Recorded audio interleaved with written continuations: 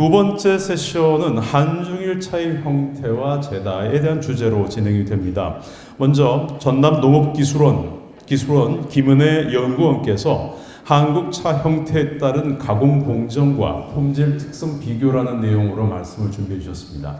여러분 박수 부탁드립니다. 네, 소개 감사합니다. 네, 다시 한번 인사드리겠습니다. 방금 소개받은 전라남도 농업기술원 차산업연구소의 김은혜라고 합니다. 여기 되게 반가운 얼굴분들이 많이 계시더라고요. 그리고 제가 이 자리에 서는 게 맞는가 싶을 정도로 너무 훌륭한 분들이 많이 와 계셔서 되게 참 영광스럽게 생각합니다. 그래서 오늘 이 자리에 초대해 주신 계명대학교하고 대구시청의 관계자 여러분들께 감사드리다는 말씀 드리고요. 제가 오늘 준비한 주제는 한국차 형태에 따른 가공 공정 및 품질 특성 비교입니다. 다소 어려운 내용일 수도 있을 것 같아요. 왜냐면 저희 연구소에서 하고 있는 업무는요, 저희는 제품 개발을 하고 있는 업무도 하고 있고요, 그리고 육종 개발도 하고 있고요, 그리고 가공 공정에 대한 연구도 하고 있는 그런 곳이라서 저희는 차 문화 쪽도 공부를 하긴 하지만 차 문화 쪽 공부보다는 차 농가들한테 더 많은 지도를 할 수 있는 그런 연구들을 많이 하고 있기 때문에 제가 오늘 준비한 내용들도 그런 분야들로 많이 준비가 돼 있을 것 같아서요. 다소 어려운 내용이 있더라도 양해 말씀 부탁드리도록 하겠습니다. 저한테 주제를 주셨던 게 차의 형태였었어요. 형태라고 하는 거는 저희가 차에서 형태 얘기하면은 외형을 먼저 떠오실 것 같으세요. 그 외형에는 저희 차에서는 크게 세 가지 부류로 나눌 수 있을 것 같은데요. 처음에는 찻잎을 그대로 살려서 보존해서 건조시키는 저희가 입차라고 하는 선생님들이 가장 많이 보시는 형태가 그 중에 하나일 것 같고요. 그래서 입차라고 하는 형태는 현재 녹차라든지 홍차, 그리고 선생님들께서 알고 계시는 뭐 발효차 이런 형태로도 지금 많이 나오고 있고요. 심지어 현재는 티백으로도 가공되고 있는 게 바로 입차의 형태라고 볼 수 있을 것 같습니다. 그래서 이런 입차를 저희가 분쇄를 하면은 녹차를 분쇄하면 저희가 가루 녹차라고 하죠. 그래서 가루 녹차 같은 저런 형태가 가루차가 두 번째 분쇄형의 형태가 될 수 있을 것 같고요. 그리고 이제 말차라고 하는 게 요새 많이 부흥을 하고 있는데 말차라고 하는 형태도 역시 가루차에 포함되는 형태 중에 하나로서요. 가루 녹차랑 말차랑의 차이점을 말씀드리자고 하면은 말차 같은 경우는 재배법이 다르죠. 저희가 차광 재배라고 하는 재배의 기술이 들어가서 그 찻잎으로 가공한 거를 저희는 말차라고 하고요. 녹차의 형태로서 분쇄를 한 거는 저희는 가루 녹차 이렇게 칭하고 있습니다. 그리고 세 번째 형태가 고형차라고 하는 선생님들께서도 한 번쯤 들어보셨을 만한 떡차라고 하는 분류가 될 것 같아요. 그래서 고형차라고 하는 저 떡차의 분류는요, 저희가 증기로 스팀을 찻잎을 쪄서 절구에 빻아서 그 다음에 모형을 만들어서 성형을 한 다음에 건조를 시키면 저 덩이차라고 하는 고형차의 형태가 만들어지게 되는 거죠. 그래서 이렇게 차의 형태 같은 경우는 형태뿐만이 아니라 이걸로 인해서 또 영향을 미치는 것들이 바로 응답법입니다. 왜냐하면 저렇게 형태가 다 다르기 때문에 당연히 마시는 방법 또한 다르겠죠. 그래서 응답법에 대한 차이도 결국에는 이런 형태에 의해서 결정되는 부분들이 있는데요.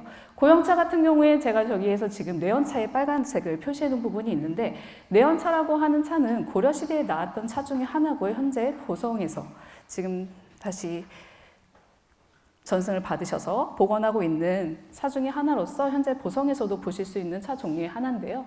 내연차 같은 경우는 응답법을 보시게 되면 응답법 자체가 가루 내기라고 하는 과정이 있습니다. 그래서 저 덩이차를 가루를 내는 저 과정 자체가 결국에는 가루차의 한 특징으로도 볼 수 있는 거죠. 그래서 내연차라고 하는 저런 덩이차 같은 경우는 결국에는 덩이차에도 속하지만 가루차에도 속할 수 있는 그런 차류로 저는 분류했습니다. 그래서 우리나라에는 삼국시대 때부터 약용으로서 그리고 종교 의례로서 중심으로 차 문화가 발전되어 있는데, 그때부터 떡차랑 입차라고 하는 찻잎의 저런 종류는 존재를 했었고요. 그리고 고려시대 때에는 대차, 그 다음에 뭐 내연차라, 용봉단차라고 하는 저런 차들이 나왔습니다. 용봉단차라고 하는 차는 엄연히 말하면 우리나라 차는 아니고요. 중국에서 넘어온 차인데 그 당시에 무역의 상인들과의 교류에 의해서 우리나라에 도입되어서 음용하게 된 그런 차가 바로 용봉단차가 될 것 같고요. 조선시대에 넘어와서는 작설차, 황매차라고 하는 황차의 종류의 차가 나오게 됩니다. 그래서 황매차 같은 경우는 당시에 우리나라와 중국과의 교류에 의해서 중국에 있는 황차의 제다 방식이 우리나라에 도입되면서 황매차라고 하는 황차가 제조되게 되고요. 그 다음에 돈차라고 하시는 엽전 모양의 차도 이 시대에 나오게 되는 차 중에 하나입니다. 그래서 이 외에도 지금 선생님들이 한 번쯤 들어보셨을 만한 응답 방법에 팽답법이라고 혹시 들어보셨을까요? 팽답법이라고 해서 돌솥에 저희가 끓여서 마시는 차들, 그런 형태는 이제 고형차에서 나올 수 있는 응답 방식의 하나가 되겠고요. 그리고 그렇게 점점 발전되게 된 게 저희들이 차선으로 격불을 해서 마시는, 가루차는 저희가 차선으로 격불을 해서 마시죠. 그런 차들의 점다법이라고 하는 응답법이 나오게 되고요. 그리고 그 응답법이 더 점진돼서 점다법이라고 하는, 현재 지금 포다법이라고 하는 그런 음용 방식으로 발달되게 됩니다. 그래서 저희가 가루 녹차 같은 경우는 아까 말씀드린 것처럼 차선이라고 하는 도구를 사용한다고 했죠. 그래서 결국에는 응다의 방식은 차 도구에 대한 발전에도 많은 영향을 미치게 되고요. 그래서 지금 다음 순서 보니까 고현미 회장님께서 말씀하실 그 주제가 다구적인 것 같더라고요. 그래서 오늘 이런 형태들, 차 형태들이 응다에도 영향을 미치고 그로 인해서 다구에도 여러 가지 영향을 미친다는 것을 저희가 알 수 있습니다. 그래서 지금 덩이차라고 하는 이 떡차는요, 어떻게 보면은 유구, 다경에도 표기되어 있는 그런 차의 형태가 있는데, 차를 마시는 데에는 조차, 산차, 말차, 병차가 있다라고 유구 다경에도 기술되어 있습니다. 그처럼 유구 다경에서도 차의 형태를 저렇게 4가지로 분류를 하고 있는데요. 조차 같은 경우는 거친 차를 조차라고 얘기하고요. 그리고 산차 같은 경우는 현대에 들어서 입차를 말하게 되는 거고, 말차는 아까 앞전에 말씀드렸던 가루차의 말차가 하나의 형태가 되고요. 저 병차가 바로 떡차, 오늘날의 떡차, 그다음에 뭐 덩이차라고 불리우는 차들의 형태가 유구 다경에서도 기술되어 있는 걸 알 수 있습니다. 그래서 덩이차라고 하는 차는 사실 어떻게 보면은 유구 다경에도 나와 있는 제다법 중에 하나예요. 7가지 제다법으로 처음에 찻잎을 따는 체업 과정이 있을 거고요. 두 번째 증기로 찌는 증제라고 하는 과정이 있고, 그 다음에는 절구로 빻는 그런 과정이 있고, 절구로 빻은 것을 성형해서 틀에다가 만들고 그거를 건조시켜서 보관하는, 이렇게 7가지 단계를 거쳐서 나오는 이 유구의 다경법은요, 우리나라에도 오늘날까지 전승되어서 만들어져 있는 차가 있죠. 청태전이라고 한번 좀 들어보셨을 것 같으세요. 장흥에서 지금 현재 상품화되고 있는 청태전이라고 하는 차가 지금 현재 유구의 다경 방식대로 그대로 전승돼서 지금까지도 만들어져 있는 차고요. 이 당시에 윤본 단차라고 하는 차는 중국 송나라 때 만들어졌던 차예요. 윤본 단차라고 하는 차는요, 당시에 귀족들만, 왕족들만 마실 수 있는 차였기 때문에 서민들은 저 윤본 단차를 마실 수 없었어요. 하지만 서민들이 마실 수 있는 차, 그 당시에 나왔던 게 바로 조차라고 하는 차가 서민들이 마시는 차들로서 음용이 되었고요. 그래서 이렇게 앞전에 말씀드렸던 이런 유구 다경에서 나왔던 7가지 제다 방식이 오늘날까지 우리나라로 전승되어서 만들어지고 있는 차가 바로 청태전이라고 하는 차입니다. 그래서 지금 저희 차의 종류에 있어서 녹차나 홍차나 그다음에 뭐 다른 입차 종류들은 저보다 선생님들이 더 잘할 수 있을 것 같아서 제가 오늘은 청태전에 대해서 조금 더 자세하게 설명을 드리도록 하겠습니다. 청태전이라고 하는 차는요, 차나무의 엽전 모양을 지금까지 한국 전통의 고형차로 내려와 있는 차예요. 그래서 엽전 모양으로 생겼다고 해서 돈차라고도 불리기도 하고요. 돈전자를 써서 전차라고도 불리우는 차가 바로 청태전입니다. 청태전은 파란 이끼가 낀 것 같다고 해서 붙여진 또 다른 이름이 바로 녹태전이라고도 불리우는데요. 이 녹태전이라고 불리우는 차가 지금 이제 청태전이라는 명칭으로 다 통용돼서 사용하게 되고 있고요. 그래서 이 청태전이라고 하는 차는 앞전에 말씀드린 것처럼 상무 시대 때부터 1950년대 때까지 장흥의 이 밑에 남해 지역에서 만들어졌던 차로 2050년대까지 만들어졌다가 한동안 그 문맥을 못 이어갔었어요. 그러다가 장흥 지역에서 2007년에 복원 사업을 하게 됩니다. 그래서 복원 사업을 통해서 장흥의 청태전의 표준화 제조 과정도 생기게 되고요. 그리고 여러분이 아실지 모르겠지만 청태전은 틀이 정형화돼서 나와 있습니다. 장흥군에서 이 틀을 배포를 하세요. 그래서 이 틀로 찍어낸 청태전은 규격화된 청태전으로 지금 상품화가 되고 있고요. 그리고 아까 제다법도 표준화를 정립을 함으로써 지금 농가들, 지금 장흥에 16농가 농가들이 차를 장흥 청태전을 생산을 하고 있는데, 이 농가들에서 생산하는 제다 방식은 대부분 표준화 방식을 따르고 있기 때문에 규격화된 제품들로 상품화가 되고 있습니다. 그래서 2018년에는요, 장흥 청태전이 국가중어농업유산 제12호로 지정이 되었습니다. 그래서 그렇게 돼서 우리나라에서 지금까지 다경에서 내려왔던 이런 문화들을 전승을 해서 보유하고 있는 게 바로 청태전이 차이기 때문에 역사적 가치, 희소성의 가치가 더 높은 차라고 볼 수 있을 것 같아요. 청태전은 아까 앞에 유 교수님께서도 말씀하셨는데, 차는 자연 환경, 차나무가 식재하는 환경에 큰 차의 품질에 영향을 미친다라는 것을 앞전에 말씀드렸던 것 같아요. 그래서 청태전의 차나무가 자라는 곳은요, 환경이 저렇게 야생 차밭에서 환경에서 조성이 되고 있습니다.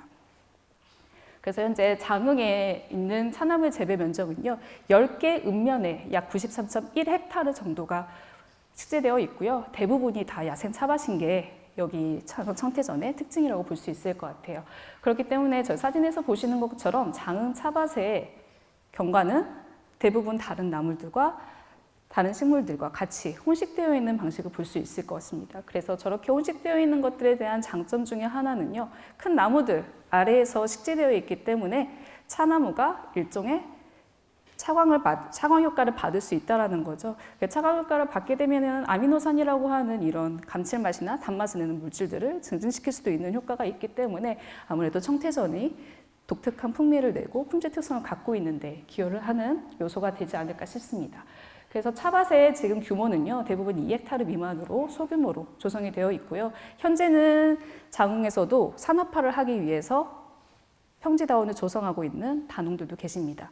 그렇게 지금 현재 저렇게 차나무에 식재되어 있는 경관들이 대부분은 아직까지는 야생 차밭에 존재하고 있지만 산업화를 위해서도 많은 시도들을 하고 있는 게 현재 장흥 청태전의 현황입니다.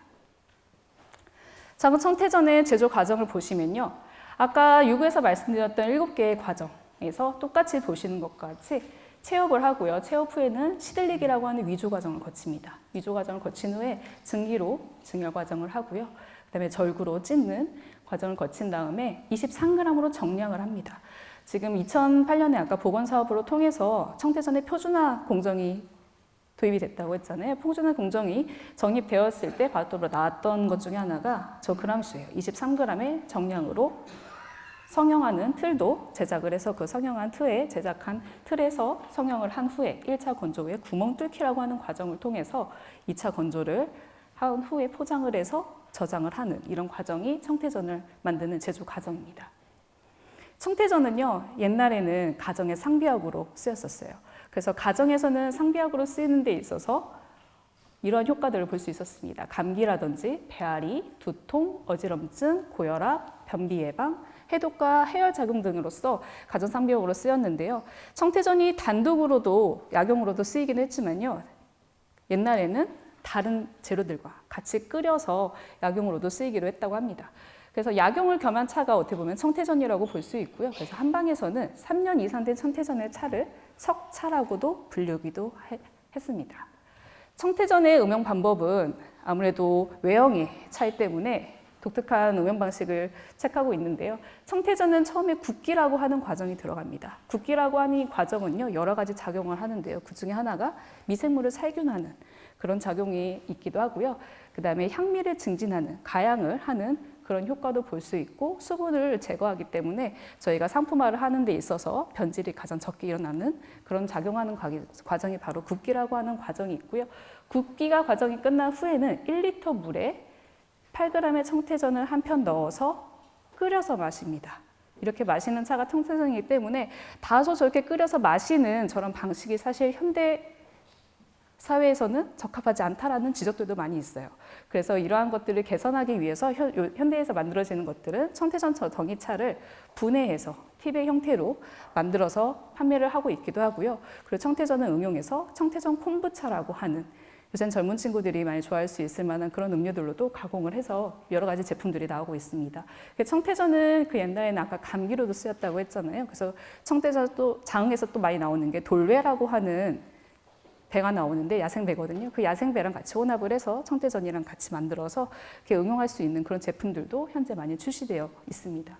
그리고 토니몰이라고 하는 화장품 회사에서는요, 청태전을 활용한 저런 화장품도 개발을 해서 출시 중에 있고요. 그리고 청태전을 활용한 비누 등 다양한 제품들로 지금은 출시가 되어 있습니다.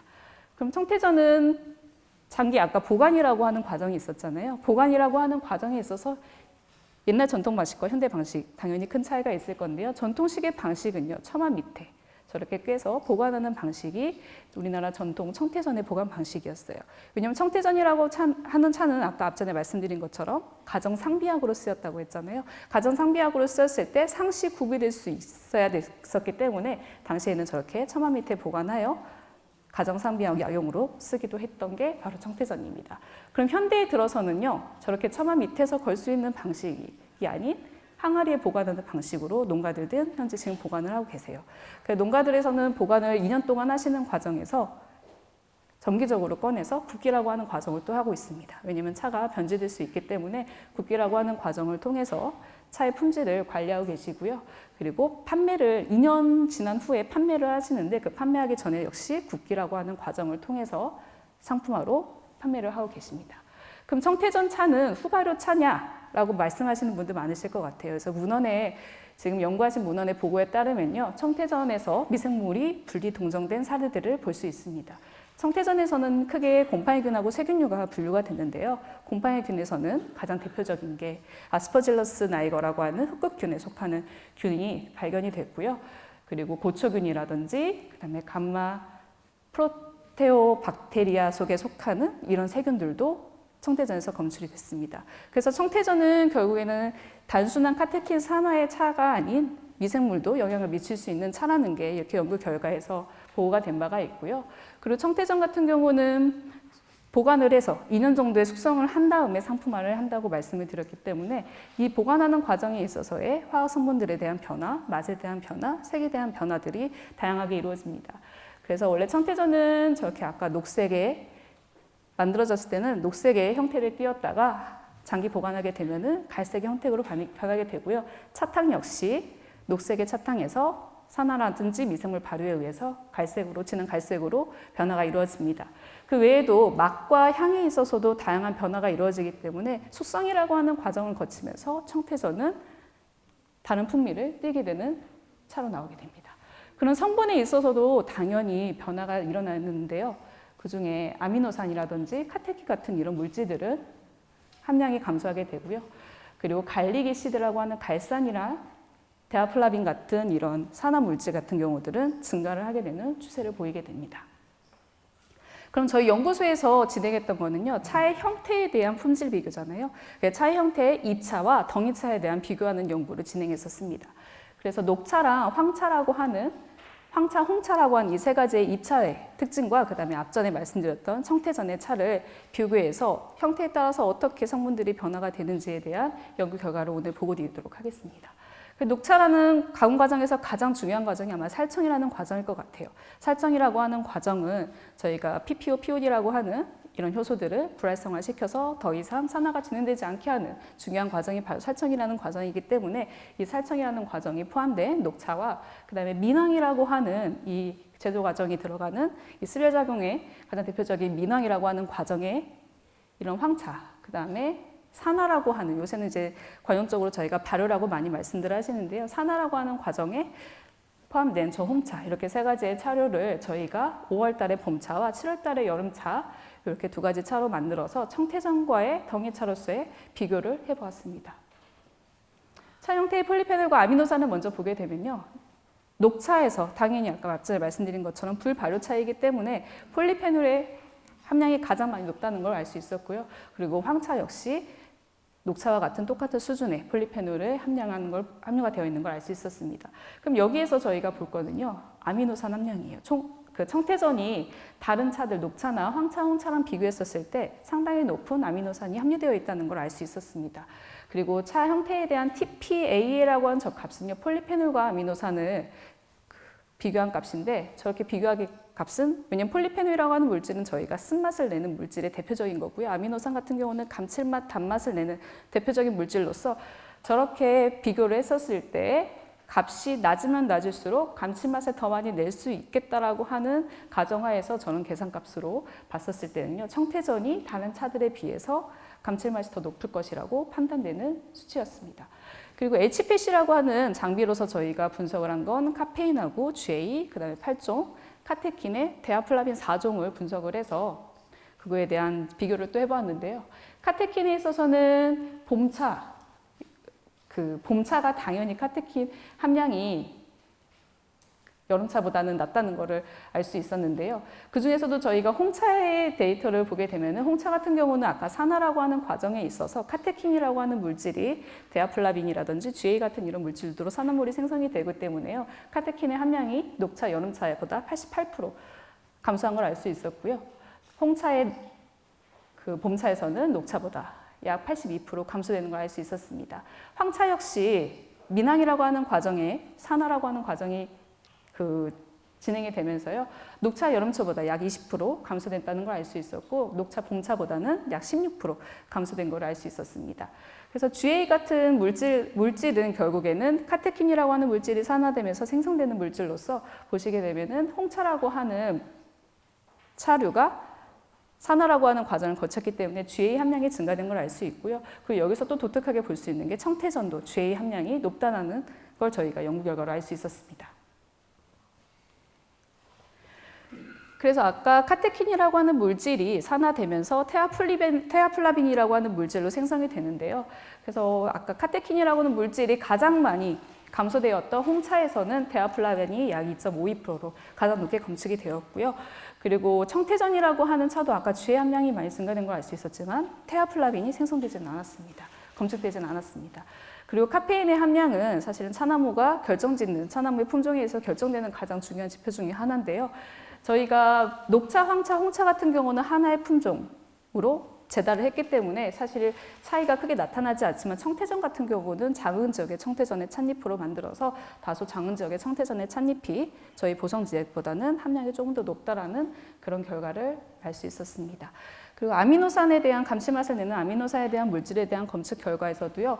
여기서 저희가 특이하게 볼 수 있는 것이 바로 아르기닌 물질이었습니다. 아르기닌이라고 하는 저 아미노산 같은 경우는요. 단맛도 내지만 좀 쓴맛을 내기도 하는 그런 물질 중에 하나인데 다른 차에서는 녹차, 황차, 홍차에 봄차에서는 다소 발견이 됐지만은요. 청태전에서는 엄청 많은 함량이 검출이 되었습니다.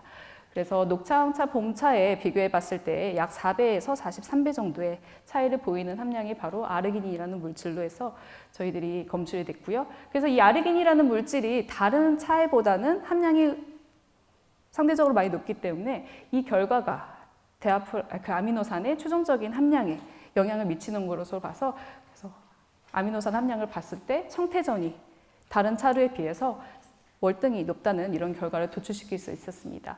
차에 있어서 저희 아미노산 중에서도 중요한 아미노산이 하나 있는데 테아닌이라고 하는 아미노산이 있습니다. 테아닌이라고 하는 아미노산의 함량을 비교해서 봤을 때는요. 봄 녹차가 여름 녹차보다 약 6배 이상 많았었고요.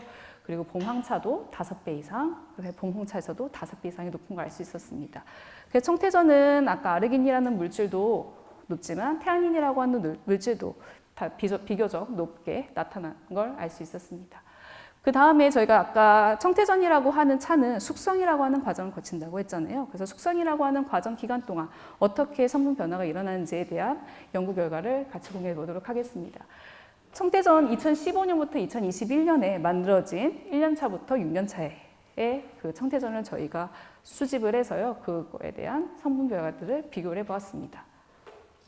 그 결과 장기간 보존을 하면 할수록 변화되는 물질들이 있었는데요. 그 중에 하나가 바로 색도였습니다. A라고 하는 값이 바로 적색도를 나타내는 값인데 적색도가 진하다는 걸 알 수 있었어요. 저희가 육안으로 봤었을 때에도 1년차 된 차와 6년차 된 차가 확실히 외형적으로도 색깔의 차이를 띄울 수 있었는데 수치 또한 그렇게 나타났었습니다. 그래서 적색도가 증가됐다는 걸 알 수 있고요. 그리고 GC, EGC, EC라고 하는 비에스테리형 카테킨의 물질들이 감소되는 것을 알 수 있었습니다.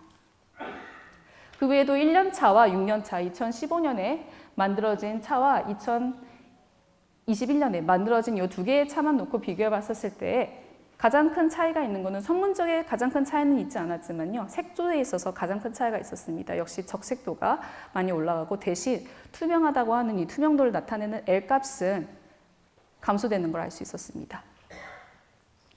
그래서 숙성 기간 동안에 따른 청태전의 성분화적 특성 변화를 보게 되면요. 1년에서 3년 차의 차가 4년에서 6년 숙성된 차보다 폴리페놀 함량이 더 높았고요. 아미노산 역시 1년에서 2년 숙성된 차가 4년에서 6년 된 숙성된 차보다 높다는 걸 알 수 있었습니다. 그리고 갈릭애시드와 카테킨 같은 경우 역시 숙성 기간이 길어질수록 산화라는 하는 과정에 의해서 카테킨류가 감소하고 그 갈릭애시드 함량은 증가하는 걸 알 수 있었습니다. 그 다음으로는 저희가 지금 아까 앞전에 말씀드린 것처럼 청태전이라고 하는 차의 가장 큰 산업화하는 데 산업화하는 데 있어서 가장 큰 단점이라고 할 수 있는 게 바로 덩이차라고 하는 이런 단점이에요. 그렇기 때문에 덩이차는 현재 지금 청태전을 만드는 농가들은요, 다 수작업으로 이루어지고 있습니다. 채엽부터 건조까지 모든 과정이 다 수작업으로 이루어지기 때문에 산업화를 하는 데 있어서 뭐 RTD 음료를 만든다든지 아니면 화장품으로 만든다든지 이런 산업화를 하는 데 있어서 가장 큰 애로사항이라고 할 수 있었던 게 바로 단가예요. 그래서 단가를 낮출 수 있는 그런 방법을 개발하고자 저희 연구소에서는 기계화할 수 있는 방법으로 연구를 진행을 했습니다. 그래서 기존에 지금 절구라고 하는 방식은요, 로터베인이라고 하는 방식으로 대체를 해봤고요. 그리고 증기는 저희가 증제 라인이라고 하는 라인이 있는데 그 앞에 증열 부분만 활용해서 사용을 해봤고요. 그리고 지금 현재는 자흥에서는 다 수작업으로 채업을 하고 있지만 저희는 평지다원에서 기계 수학으로 해서 진행을 해서 이렇게 원래 5가지의 공정을 4가지로 관소화시켜서 2가지에 대한 성분을 비교해 보았습니다. 그 결과 맛과 뭐 향에 있어서는 저희 관능적에 있어서는 큰 차이가 없었지만요. 성분학적에 있어서는 통계학적 이 차이가 있는 것들이 있었습니다.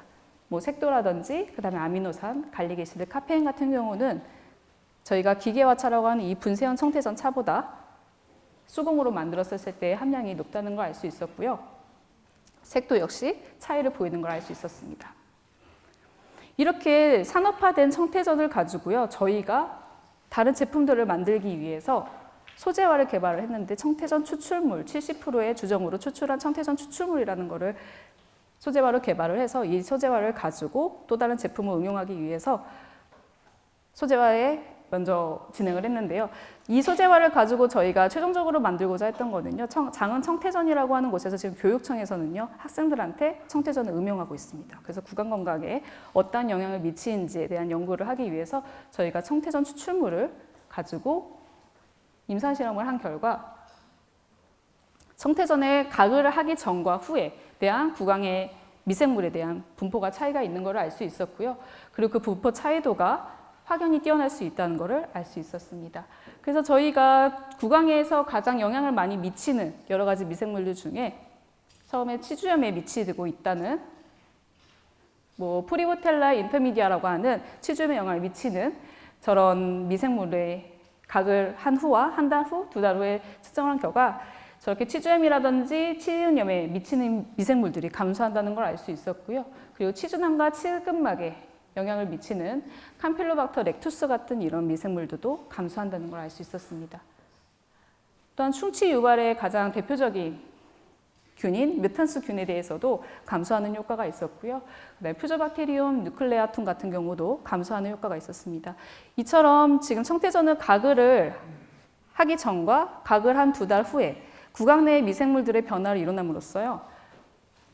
구강 케어 관리 제품인 양치액을 개발하게 됩니다. 양치액을 개발해서 구강 내에 미생물들을 검사를 했는데 97.6% 정도 균이 감소했다는 걸 알 수 있었고요. 그리고 그 외에 뮤탄스 균하고 진지발리스 균에서도 96.21%, 99.9%의 평균 효과를 볼 수 있었습니다. 그 외에도 저희가 구강 케어라고 하면은 물론 충치에 대한 감소 효과도 중요하지만 구취 감소 효과도 중요한데요. 구취 감소 효과를 측정하기 위해서 황화합물에 대한 감소 효과를 측정한 결과 황화수소라든지 이런 지표들이 90% 이상 감소하는 걸 알 수 있었기 때문에 청태전 추출물이 구강의 미생물에도 좋은 영향을 미치지만 구취 감소에도 효과가 있다라는 이런 결과를 도출할 수 있었습니다. 그래서 저희 연구소에서는 차의 가공부터 그다음에 소재화 연구, 제품 개발까지의 이런 일련의 연구들을 통해서 차가 단순히 지금 저희가 응용하는 형태를 뛰어넘어서 다양한 가공 제품으로서 만들어서 더 많은 대중화를 시키기 위한 그런 연구들을 많이 하고 있습니다. 저희 연구소는 미래차 산업을 선도하는 연구요람으로서 학계랑 산업계 그리고 현장의 농업인들이 협력하면서 함께 선정해 나가도록 하겠습니다. 네, 경청해 주셔서 감사합니다.